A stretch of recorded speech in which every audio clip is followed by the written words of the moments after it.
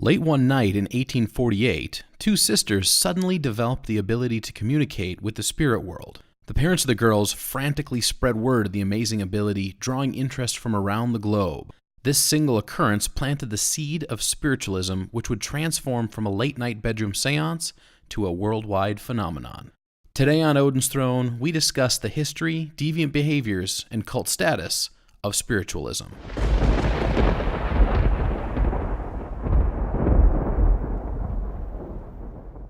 On that cold winter evening in March of 1848, Kate and Margaret Fox showed their parents how they could communicate with a spirit in their home, which they named Mr. Splitfoot. The girls would ask questions, which could be answered by a series of knocks, one for yes, two for no, or a number of knocks representing a number. Through this line of investigation, it was determined that the entity whom was communicating with the girls was a man who had been murdered and buried in the family's home 5 years earlier. Of course, this claim was never confirmed, but was enough for the girl's story to spread rapidly across the modernized world. As word traveled about the Fox sisters, they became some of the first celebrity psychics, taking their show on the road and proving to spectators that they truly had the ability to communicate with the other side. Of course, the Fox sisters weren't the only ones interested in spirit communication at that time. We had Emanuel Swedenborg and Franz Mesmer, who were also dabbling in the dark arts, if you will. Swedenborg made a connection between spiritualism and Christianity. He claimed that spirits were a sort of connection between man and God. Mesmer, on the other hand, he was more influential for his technique, which was an early form of what we know today as hypnotism. Mesmerism, as it was known, tended to be a bit more of a show than a religious experience. The combination of these spiritualist performers, if you want to call them that, created quite an interest in spirit communication in the latter half of the 1800s.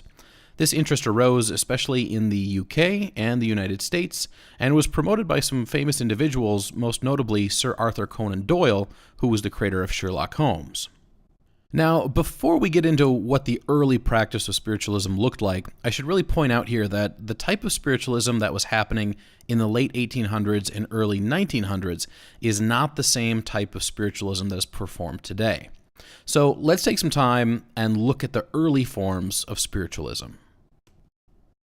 Early spiritualism was focused on spirit contact, as is much of modern spiritualism.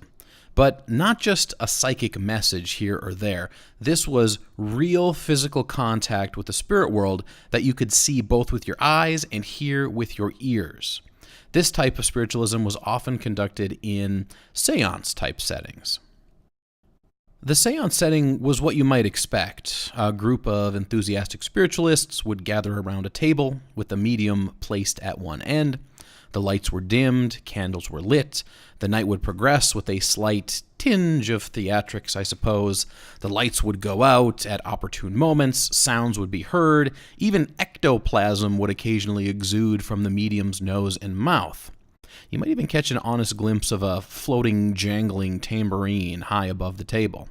People were quite seriously convinced that they were in the presence of spirit phenomena.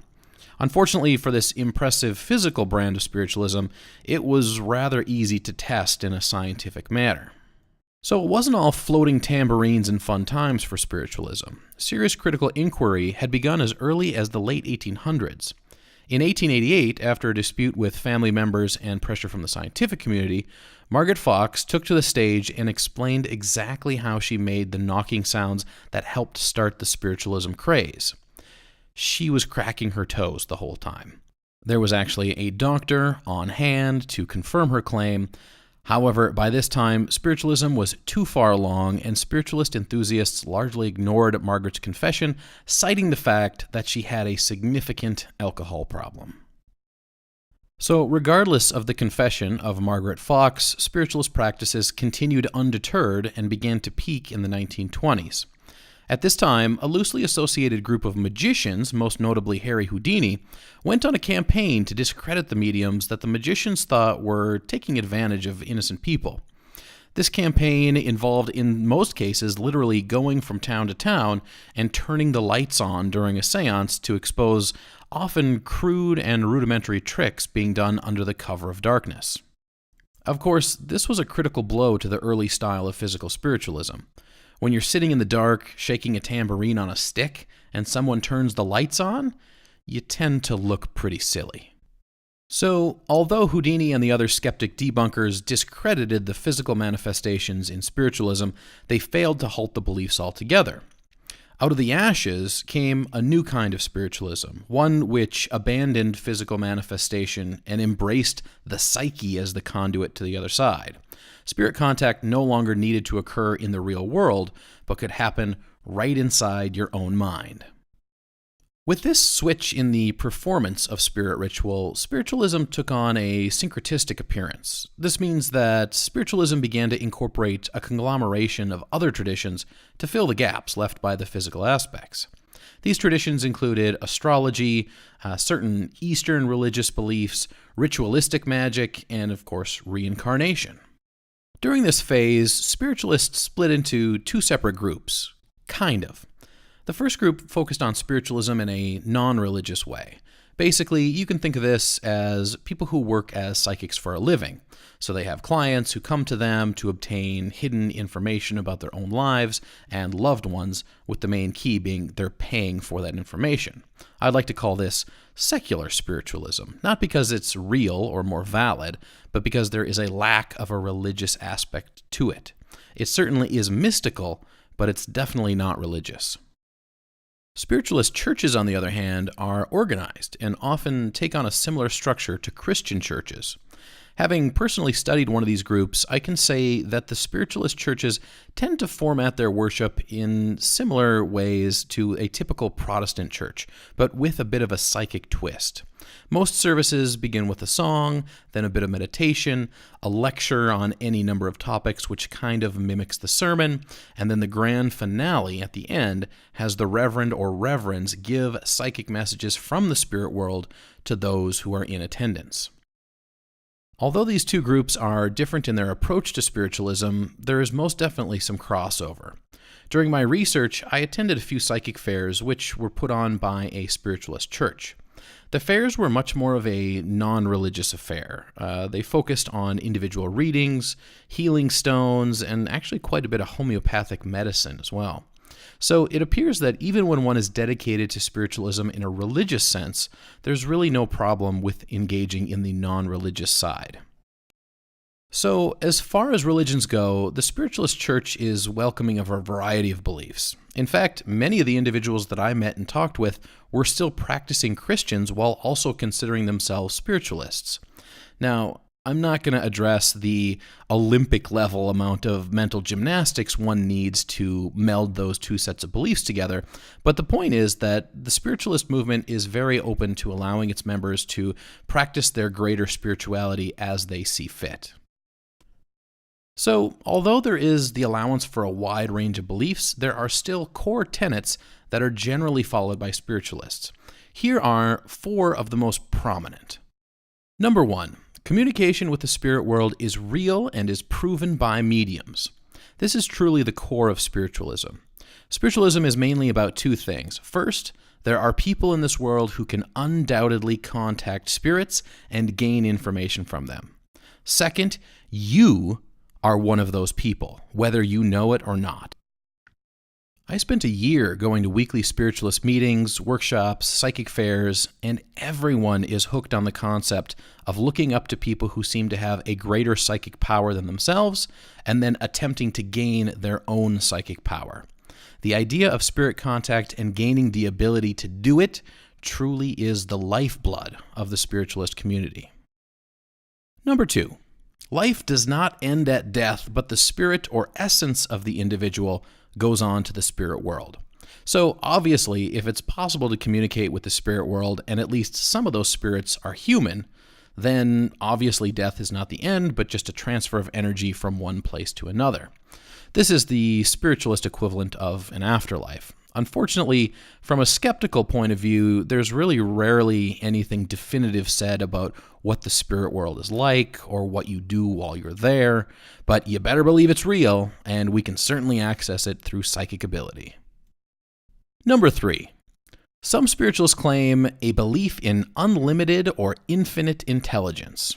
So follow me here. This is a bit of a vague concept, but here's the gist of it.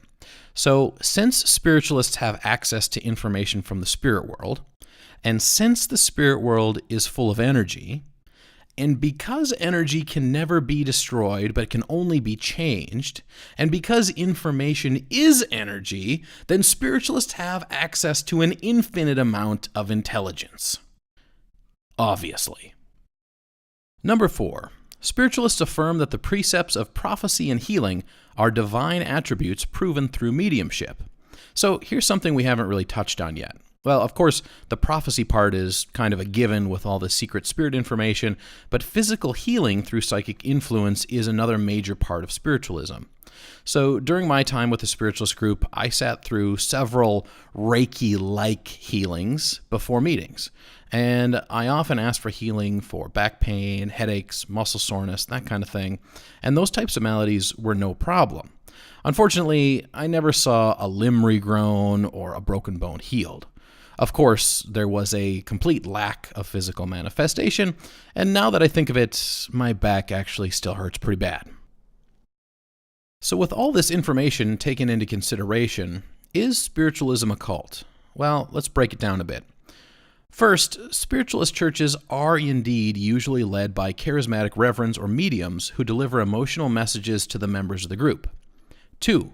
Spiritualism is a young religion, being no more than 175 years old, and even younger if you consider modern spiritualism to be separate from the earlier physical variety. Third, spiritualists hold a wide variety of deviant beliefs, which cannot be verified in any way by scientific methods, but have actually been debunked countless times in countless ways. Fourth, although spiritualism is not generally known for extreme deviance like murder or suicide, they have had some scandals where a medium has been accused of sexual assault during quote-unquote special healing sessions. But, to their credit, there is no major push to have members break ties with their non-spiritualist family and friends. There's no call to sell their worldly possessions and donate the proceeds to the group. And there is no spiritualist group that I know of which asks members to live in a secluded or closed community. So, let's say that yes, spiritualism is technically a cult by most academic standards, but as we have discussed in the past, cults exist on a spectrum. Some are truly horrendous, while others are fairly benign. So with this in mind, on the cult scale, I rate spiritualism at 2 crystal balls out of 10. So there you have it. Do you think spiritualism is a cult? Let me know in the comments below. The content of this video was gathered primarily from empirical sources. Information was also gathered from a variety of websites dedicated to documenting spiritualist history and phenomena. If you enjoyed this video, please like and subscribe. And if you'd like to see a specific topic addressed on Odin's Throne, please comment below.